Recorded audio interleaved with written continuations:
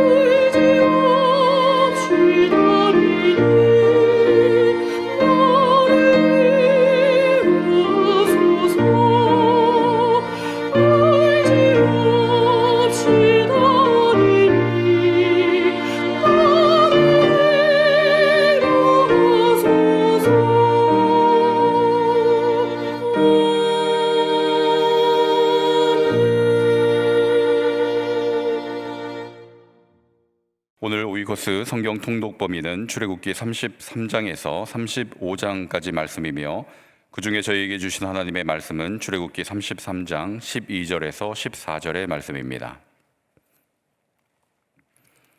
출애굽기 33장 12절에서 14절 말씀을 합독하도록 하시겠습니다. 모세가 여호와께 아뢰되 보시옵소서, 주께서 내게 이 백성을 인도하여 올라가라 하시면서 나와 함께 보낼 자를 내게 지시하지 아니하시나이다. 주께서 전에 말씀하시기를 나는 이름으로도 너를 알고 너도 내 앞에 은총을 입었다 하셨사온즉 내가 참으로 주의 목전에 은총을 입었사오면 원하건대 주의 길을 내게 보이사 내게 주를 알리시고 나로 주의 목전에 은총을 입게 하시며 이 족속을 주의 백성으로 여기소서. 여호와께서 이르시되 내가 친히 가리라. 내가 너를 쉬게 하리라. 아멘. 어제 우리는 출애굽기 32장 이 말씀을 통해서 자기를 위하여 하나님을 만드는 이스라엘 백성들의 모습을 보았습니다. 하나님을 그 사랑의 대상, 그 관계의 대상으로 여기지 않고 자신의 필요에 또 자신의 목적에 맞추는 그런 존재로 바꾸어 버리는 거죠. 그래서 그들이 겉으로 절기를 지키고 제사를 드렸지만 하나님께서는 그 절기와 제사를 부패하였다라고 말씀을 하셨습니다. 왜냐하면 그 예배의 중심에는 하나님이 계시지 않고 자기 자신을 위하는 것밖에 있지 않았기 때문입니다. 어제의 모습이 바로 그러했고, 그렇다면 자기를 위하여 하나님을 만든 그 백성들, 그 뒤에는 어떤 상황이 벌어지게 되었을까요? 그들에게 하나님께서는 어떤 말씀을 하실까요?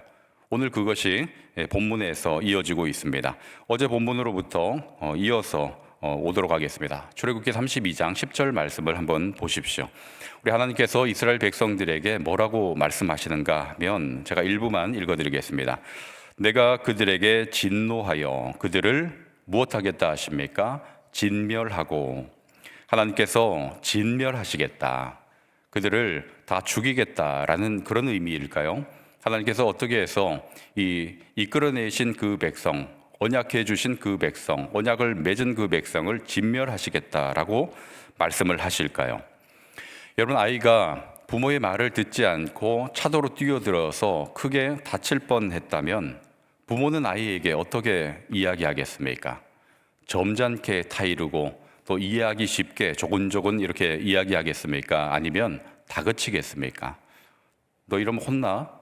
다시는 집 밖으로 안 내보낼 거야? 다시는 못 놀게 할 거야? 등등의 좀 협박조의 이야기를 하지 않겠습니까?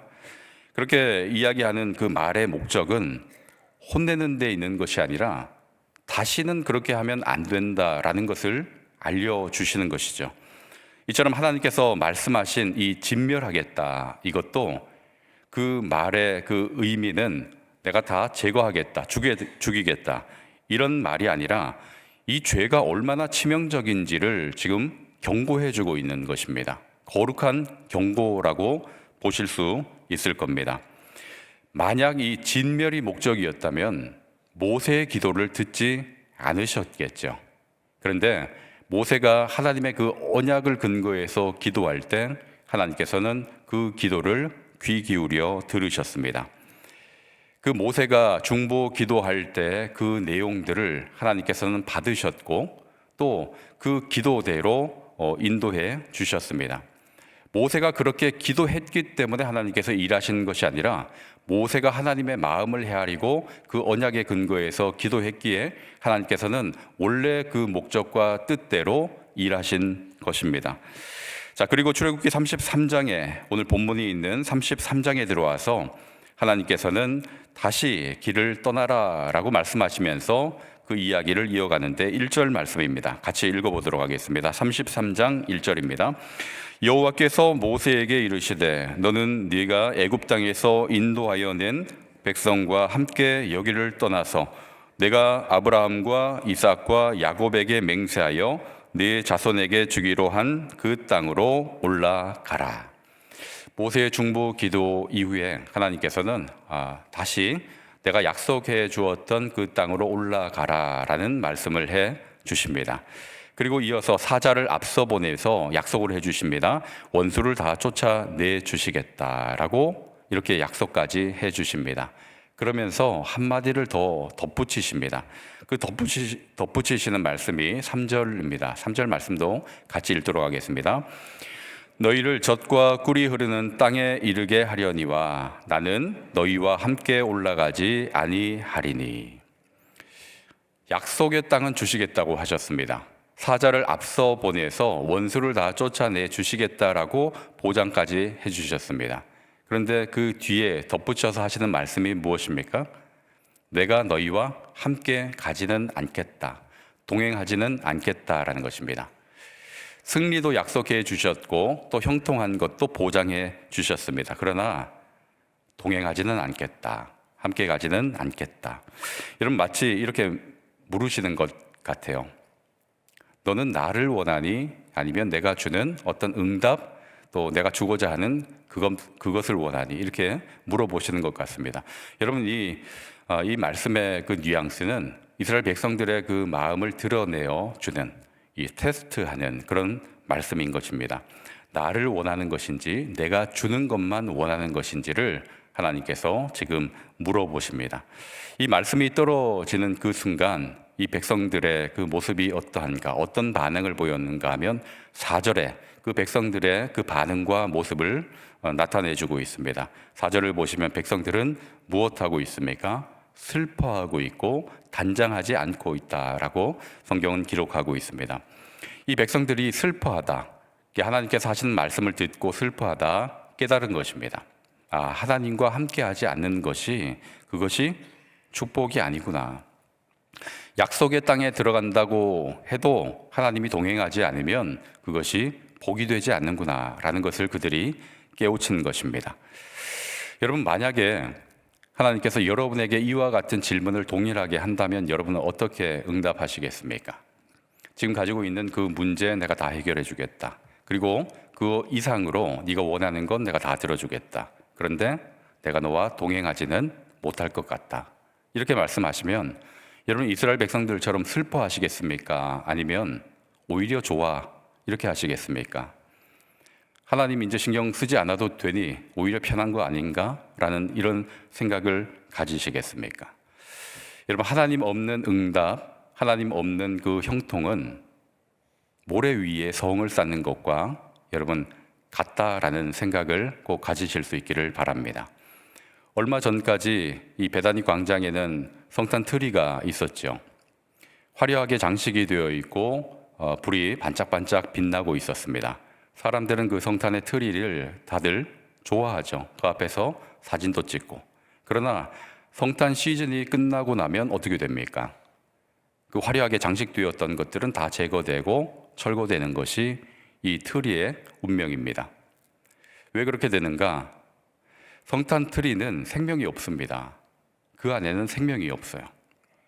그렇기 때문에 그 성탄 트리가 잠깐은 화려하게 보이는 것 같지만 시간이 지나면 사라지게 되는 것입니다. 여러분 지금 겨울이라 밖에는 나무들이 앙상한 가지만 남아있죠. 그러나 봄이 되고 여름이 되고 가을이 되면 잎이 또 푸르게 무성하게 또 자라나게 되겠죠. 지금은 초라하게 보이는 것 같지만 또 나중에 변하는 그 이유가 어디에 있겠습니까? 그 속에 생명이 있기 때문에 그렇습니다. 여러분 하나님 없는 그 형통과 하나님 없는 그 성공이 바로 이와 같습니다. 하나님이 없다라는 것은 그 속에 생명이 없다라는 말이죠. 생명이 없으면 그 뒤에는 죽은 것과 다름없는 모습으로 변하게 될 것입니다. 그래서 이스라엘 백성들은 슬퍼하며 울었던 것입니다. 자, 이렇게 하나님께서 이스라엘 백성들의 그 마음을 확인하자 이 회복의 길, 회개의 길을 열어주시는데 그게 바로 5절의 말씀입니다. 5절에서 하나님께서 회복의 길을 열어주시는데 어떻게 말씀하시는가를 같이 읽습니다. 너희는 장신구를 떼어내라. 그리하면 내가 너희에게 어떻게 할 것인지를 정하겠노라. 지금 뭐라고 말씀하시는가 하면 장신구를 무엇하라고 하십니까? 떼어내라 라고 말씀을 하세요. 그리하면 그 뒤에 내가 어떻게 할지를 알려주시겠다라고 말씀을 하시죠. 여러분 왜 장신구를 떼어내라 라고 말씀하실까요? 여러분 이 장신구로 무엇을 만들었습니까? 금송아지를 만들었습니다. 그래서 이 장신구가 의미하는 것은 죄를 지을 수 있는 여지, 이것을 의미하는 것입니다. 그래서 하나님께서 장신구를 떼어내라 하는 것이죠. 여러분 가나안에 들어갔을 때 이 장신구는 또 어떤 역할을 하겠습니까? 종잣돈이고 안전자산의 역할을 할 것입니다. 그래서 하나님께서는 사전에 죄를 지을 수 있는 여지를 제거하고 또 하나님 아닌 다른 것을 의지할 수 있는 그 길을 차단시키고 있는 것입니다. 그래서 이스라엘 백성들에게 우상을 만들었던 재료이면서 안전자산인 그 장신구를 다 떼어내라라고 말씀을 하십니다.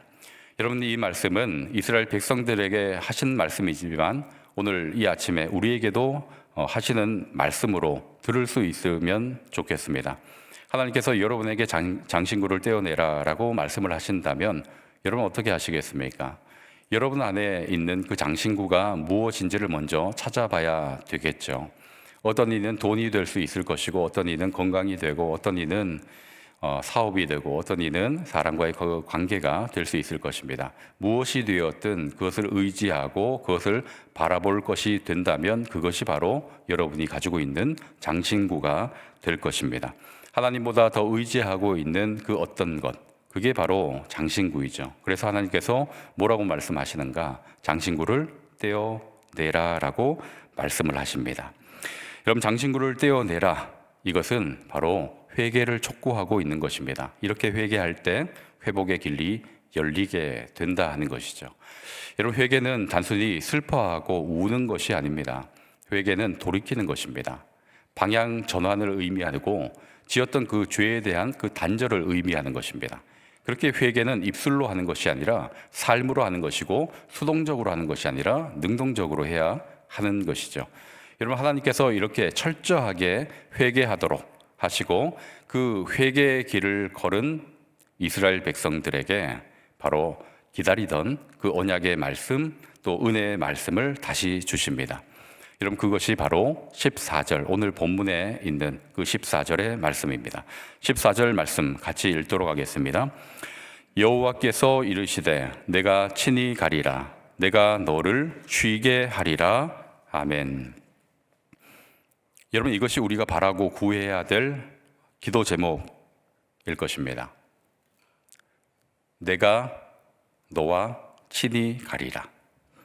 가나안도 승리도 전리품도 편안함도 여러분, 하나님 없으면 헛것이죠. 그래서 모세는 다른 거 구하지 않습니다.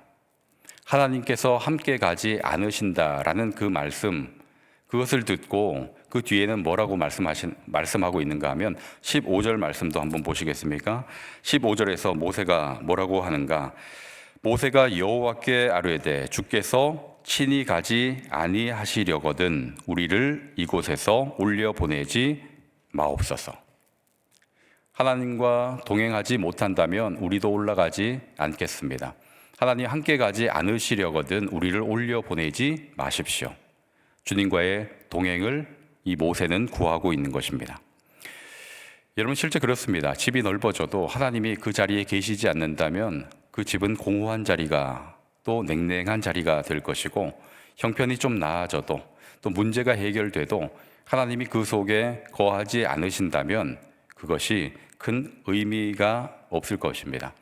이런 광야 한복판에서 살아간다 할지라도 그곳에 우리 하나님께서 친히 함께 거하신다 하면 그 자리가 여러분 복된 자리이고 천국이 되는 줄로 믿으시기를 바랍니다.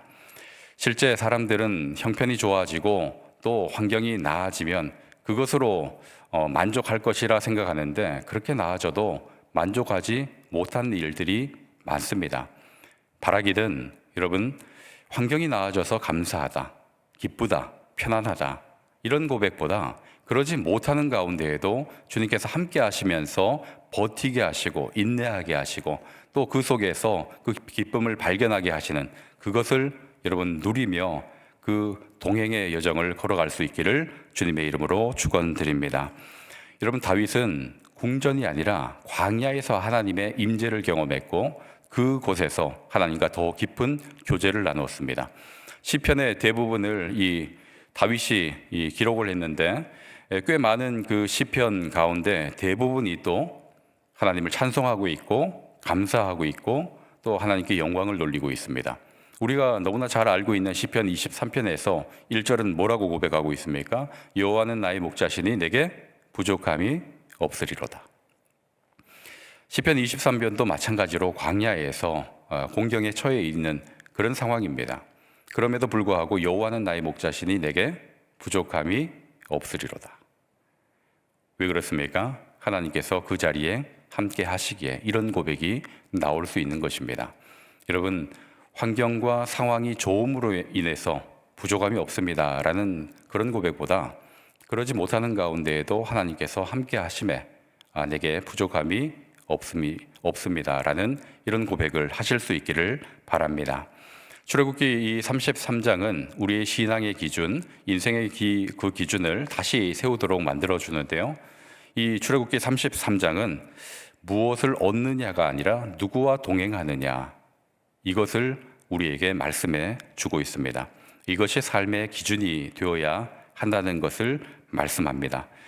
그러니 무엇보다 여러분, 주님과 동행하는 것을 사모하시고 또 주님과 동행하면서 그 속에서 행복을 누리실 수 있기를 바랍니다. 그렇게 이 새벽에 이렇게 기도하면 좋겠습니다. 주님, 내 안에 있는 장신구를 다 떼어내게 하시고 주님과 동행하는 그것을 가장 좋은 것으로 여길 수 있고 또 인생의 전부로 여길 수 있도록 인도해 주십시오. 이런 기도 제목 가지고 이 말씀을 묵상하며 기도하실 수 있기를 바랍니다. 우상을 만들 수 있는 그 여지, 죄의 길로 갈 수 있는 그 여지를 다 떼어내고 내가 너와 친히 함께 가리라 하신 그 말씀, 약속의 말씀을 붙들고 오늘도 주님과 동행하며 또 행복한 교제를 누리실 수 있기를 주님의 이름으로 축원드립니다. 기도하시겠습니다. 사랑과 은혜가 충만하신 아버지 하나님, 오늘 이 말씀을 통해서 우리가 구해야 할 가장 큰 복이 주님과 함께하는 것임을 깨닫게 하심에 감사를 드립니다. 주님과 동행하는 것보다 응답과 형통을 더 구하며 혹 살아오지 않았는지 이 시간 다시금 돌아보게 하여 주옵소서. 하나님의 임재보다 응답을 기대했던 우리의 모습이 있다면 용서하여 주시고 삶의 초점과 기준을 새롭게 세울 수 있도록 도와주시옵소서. 이스라엘이 장신구를 떼어냈던 것처럼 우리 마음에 우상 만들 여지를 다 끊어낼 수 있도록 도와주시며 주님보다 의지했던 모든 것을 내려놓게 하여 주옵소서. 내가 친히 가리라 하신 약속의 말씀을 붙들고 오늘도 하루를 출발하기를 원하오니 하루를 마무리할 때 함께 했던 그 모든 여정에 감사와 찬송을 올리게 하여 주옵소서. 예수 그리스도의 이름으로 기도하옵나이다. 아멘.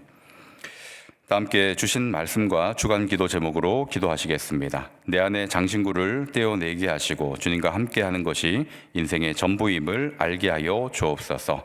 주간 기도 제목입니다. 영락에 속한 교육기관들, 교회 부설 어린이집, 영락유치원, 신당 5동 어린이집, 영락중고등학교, 영락의료과학고, 대강 초중고등학교, 보성 여중고, 이 모든 교육기관들을 통해서 성경적 가치관이 잘 전해질 수 있도록, 그리고 싱가포르 고영석 선교사님과 백정인 선교사님의 가정과 그 사역을 위해서 합심해서 기도하고 각자 가지고 나오신 그 기도 제목으로 기도하신 후에 자유롭게 돌아가시길 바랍니다. 함께 기도하시겠습니다.